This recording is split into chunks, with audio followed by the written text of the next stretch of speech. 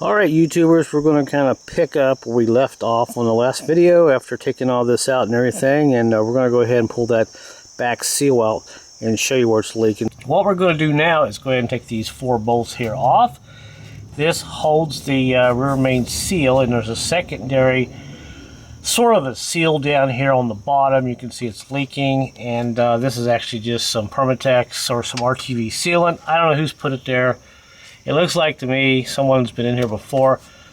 The whole point is it's leaking just by sitting here. Now, I've got a oil pan kind of going to sit under here, because when I take this out, if you feel too much oil in these things, the oil level may be actually up to here. So when I pull this off, oil may come gushing out. I don't know, but on the dipstick it seems pretty normal.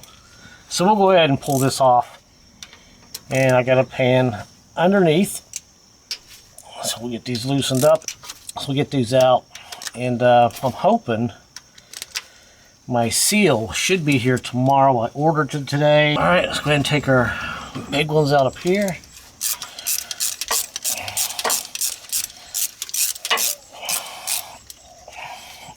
There's that one. Probably just take these out like this now. That one. This one here.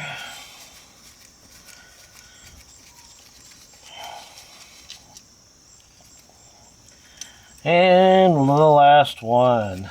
All right, so get our screwdriver and we'll start moving this around here real quick. Go ahead and tap this out. I got a screwdriver here. I'm thinking maybe it'll just come out. I don't know. Let's see. Of course, never.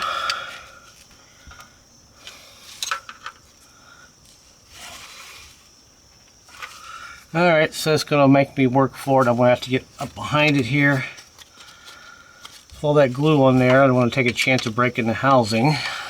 So.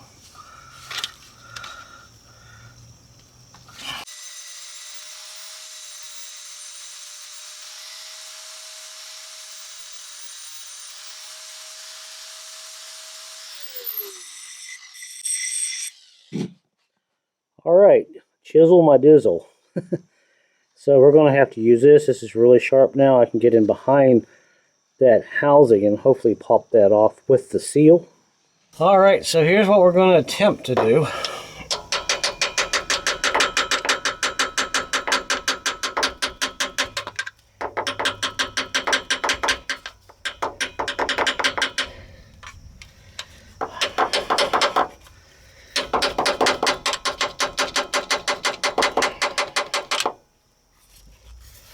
It's got to come straight out because we've got little ears right here and here. It's the only way to get it out.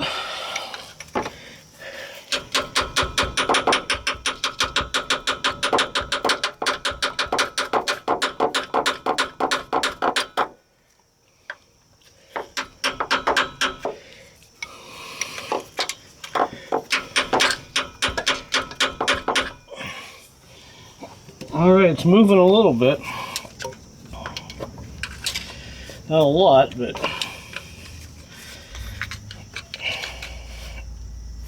I don't know if you can see it, but it's trying. It's over here, and over here is where I'm going to have to really fight it. Of course, I'm laying down doing this, and I don't have a lot of room here, but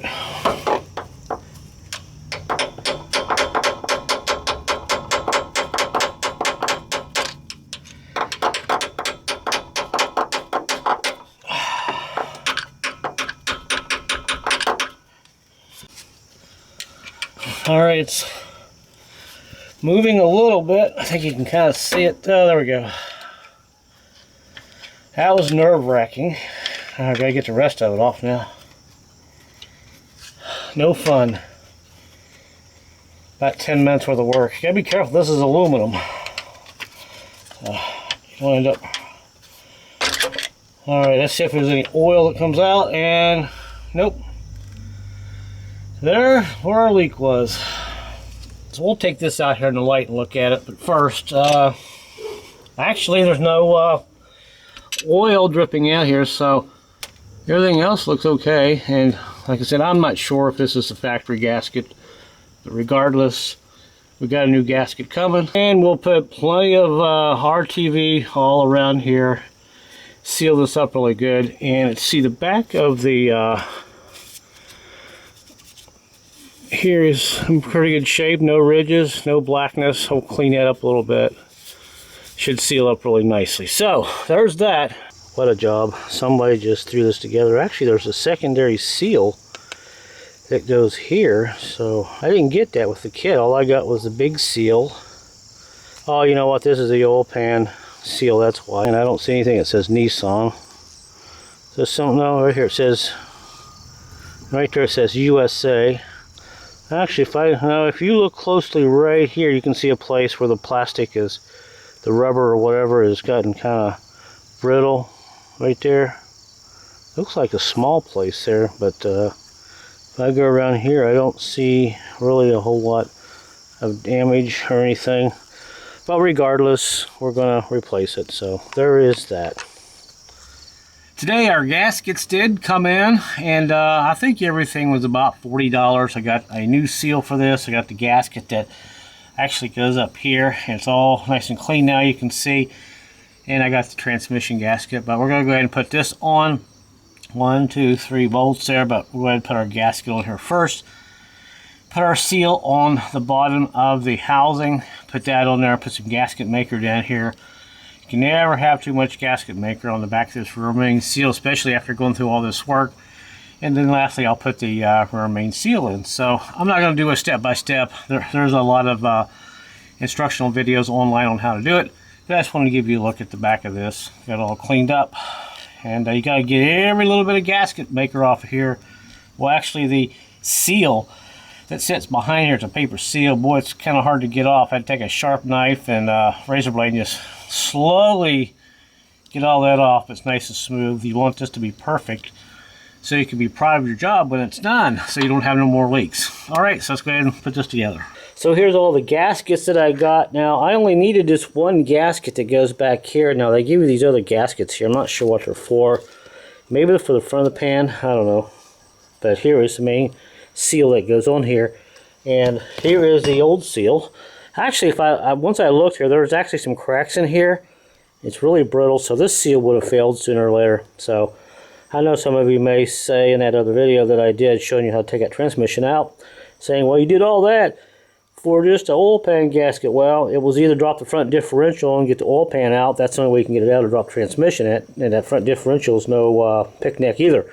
So regardless, I wanted to replace both of these. So there's that. And the other thing that I had to get was this bottom lip here. This is actually in a different kit. It's actually this kit here. You get the front seal and the rear main seal like this, kind of like this. The smaller one's the front. The bigger one's the back. It sits in here like this. Of course, we're going to put a lot of sealant on it. I ain't taking no chances. The old one that I have here somewhere, it was kind of busted. Actually, there's a piece of it broke off on the edge. It was kind of like this, the old one, and just kind of snapped off. So this stuff is hard and brittle. You want to replace all these gaskets as much as you can. Other than that, we're going to go ahead and bolt this on. Put some glue on it. And I'll show you here in a second what it looks like underneath. And also, with this kit here, it was $18 in advance. They even gave me some free silicone. So, well, this is actually RTV. But I have some stuff here of my own. So, there's that.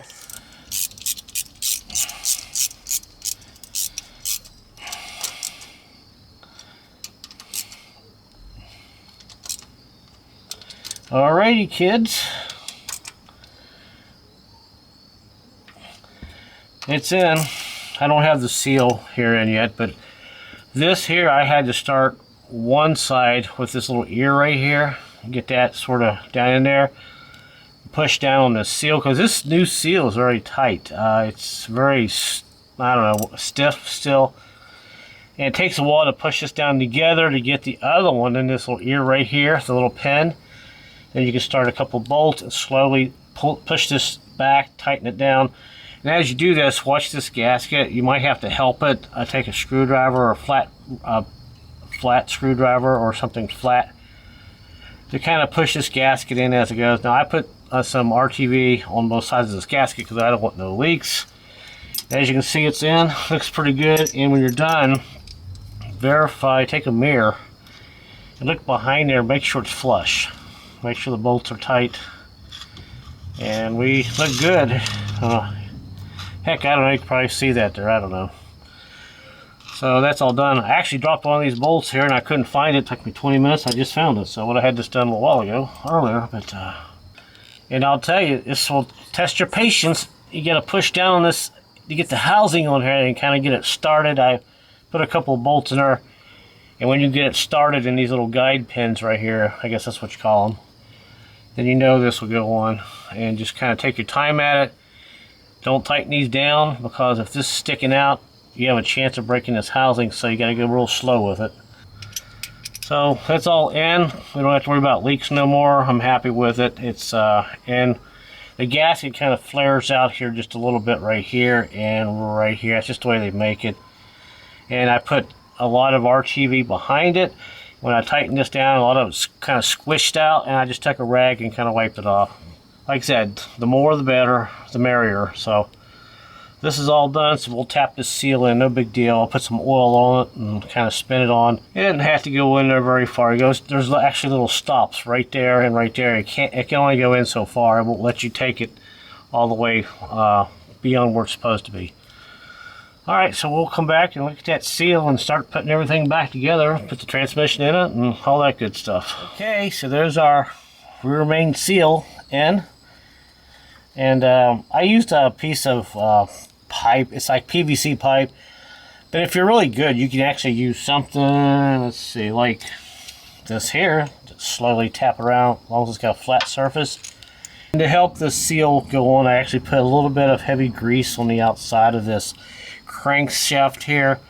And I kind of turned it a little bit to verify that it was sliding over this. Then once it goes on pretty easy. So I did put a small bead of silicone on the outside of it so it would have a nice good seal, because we don't want this to back out or anything. And I think we're good. So it's all together, nice and clean. You got sealing everywhere. Everything looks good. I rechecked our bolts, and like I showed you earlier with that mirror, everything's flat here. And the only place it was actually leaking was down here. Although this seal I showed you earlier, I believe, it had cracks in it. It would have failed sooner or later anyways.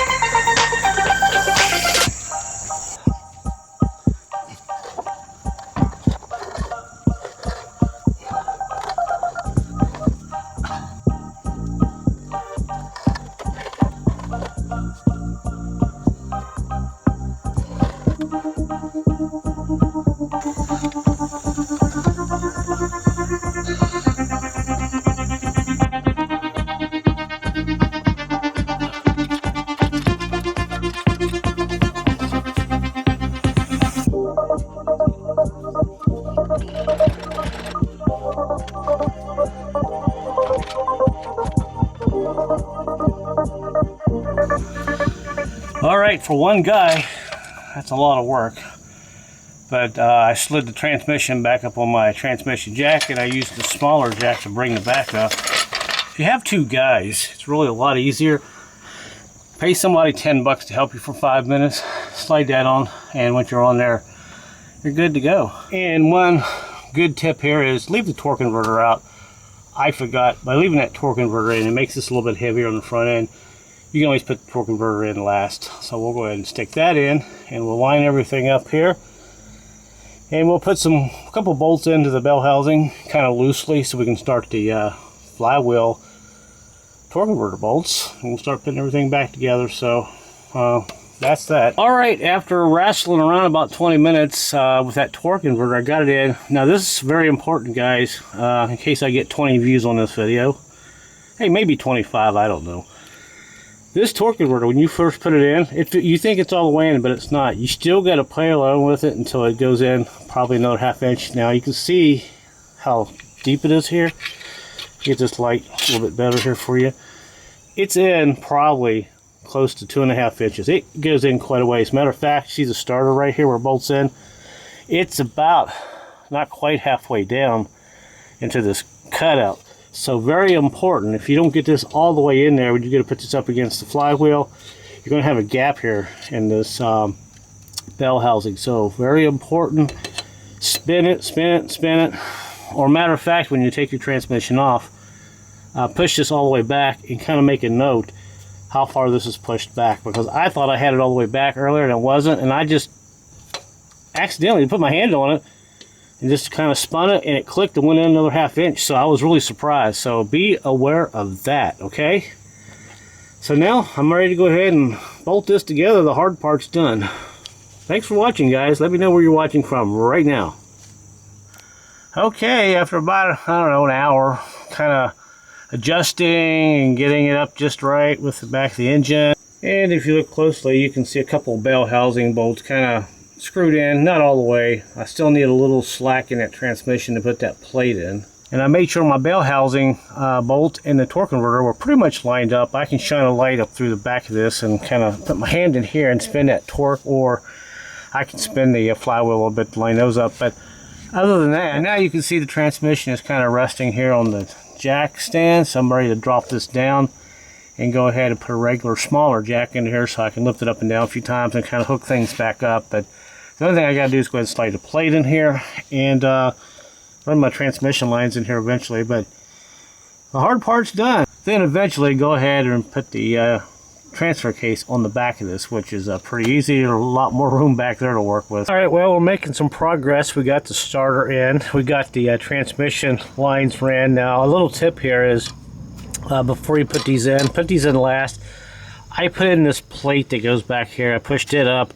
And once I got it in here, don't forget there is a bolt on this side. It's right above this sump. You have to kind of get a socket in from the front, extension, and you can get it out.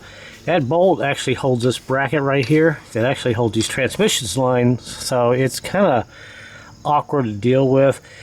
Once you get that bolt out, pull that bracket out of there. Now, in order to get that bolt out, if these lines are still connected, you got to pretty much disconnect this little guy here, and you got to run your socket up on top. And once you get it out, then you can start getting these transmission lines out of the way or put them back in. They're a little fickle. They will go in. You have to push them in, kind of turn them and all that. You can see I got this one here kind of set up, kind of mock. It's just finger tight right now.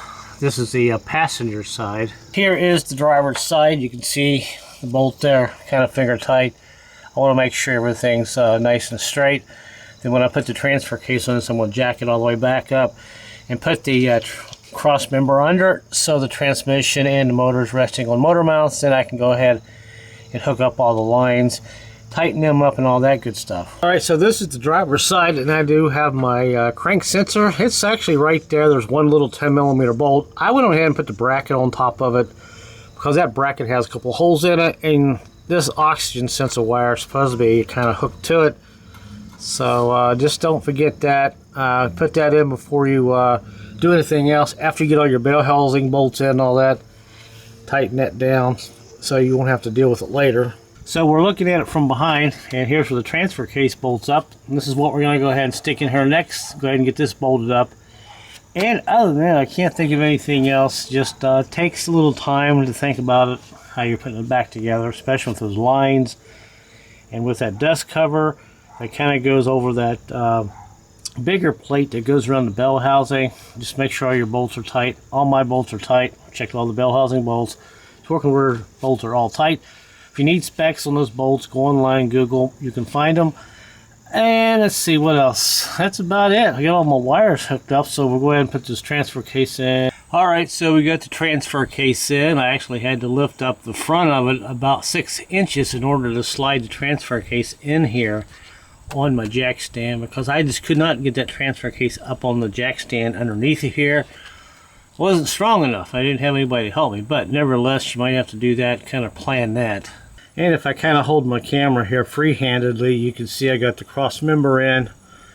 It's bolted to the bottom of it, real easy to put in. And you can see all the transfer case bolts are in. And now what I'm doing is working basically with the wiring harness, sticking it back up along the engine there from the transmission. And now I'm going to go ahead and get these transmission lines tightened up. And this is some small stuff, and other than that, hopefully we'll be able to start it here pretty soon. But it's going pretty well, just about done. Kind of a long road, but I think it's going to be worth it in the end. We won't have no more oil leaks. And finally, there's one other thing here I really should remind you of. Now, you can go back and look at the video when I pulled the thing out. You have to make sure that you put this bracket that you see right here on before you put the starter on. And you see these two little bolt holes right here. You got to get your bolt started. Now, you can stick your hand up in there before you put that starter up in there and actually start those two bolts. And once you get them started, it should go in pretty easy. So do not forget to put this bracket in first before you put the starter in. It's a little tight, but with a little patience, you can get it in. All right, everyone. So finally, check it out. It's on the ground. All 4 wheels are sitting there. It's running, and we have no more leaks. It's finally fixed. How about that? Let's go underneath here and let's take a look at the bottom of the engine. Check it out. The engine's running. Nothing on the bottom of the bell housing. It's bone dry. And even on the bottom of the oil pan, nothing. Bone dry. So I am really happy. This turned out really well. I don't have any leaks. It looks like our job is finished, almost. When you get one of these gasket kits, it does say in the instructions here, now this is the valley pan gasket, the front and rear, where the rear main seal was. And of course I replaced mine because mine was brittle and broken. Now it does say right here, this is, you can do whatever you want. It's pretty important, but you can make your own decision and do what you want. Do not apply RTV over the rubber end seals, meaning the valley of the front and rear of the oil pan, because there's a chance that this could slip out. Now mine's kind of set up in a valley, a little groove. I didn't have to worry about that, and I put just a thin bead on mine, just enough to make it stick to the bottom of that pan and seal it on the top. But you can do whatever you want. I know it says here don't do it, but I did it anyway. I don't have a problem usually with. Now if you have a valley pan or something that there are no grooves, it just kind of sits there, there's a chance it can go out this way or out, or it could just pop out. And then you might want to follow those instructions. Don't use any of this RTV sealant that they give you, just so you know. Now typically I will put a little bit of sealant on here just to make sure it's stuck really good and there's no leaks and it gets real tacky. But I've never really had an issue. I usually know the limits where you should and should not use a little bit of RTV, especially around these rubber seals, just so you know.